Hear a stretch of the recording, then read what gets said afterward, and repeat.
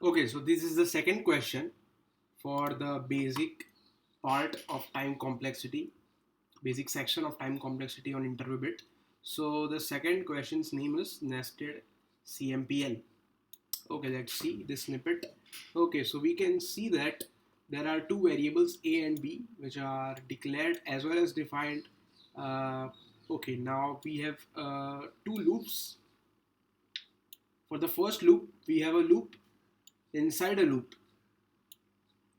The first loop runs from I is equals to 0 to I is less than n. That is, it runs from the I is value from 0 to n minus 1. That is n times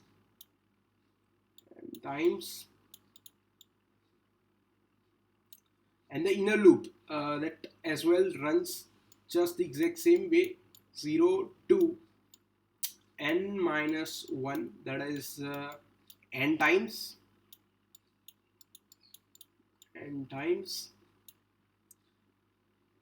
Now this loop runs, the outer loop runs n time, the inner loop runs n times. So we can say that this statement for each outer loop, for each this loop, it runs n time, and this whole loop runs n time, which means this statement, this specific statement, will run n multiplied by n times. That is nothing but n squared. Now let's just look at this second loop. The value of k will range from 0 to n minus 1 inclusive. That is again n times, and the statement hence runs n times. What we can conclude is this loop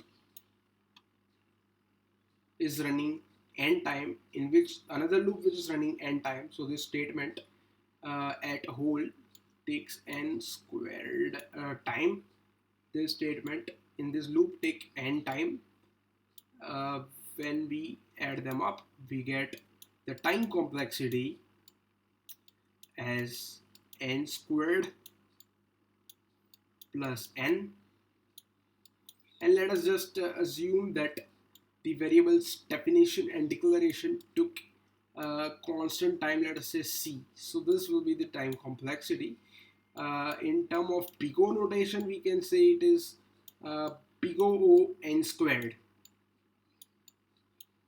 That's it.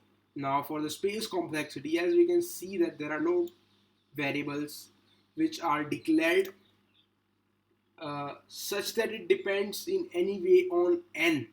So we can say that the space complexity is constant.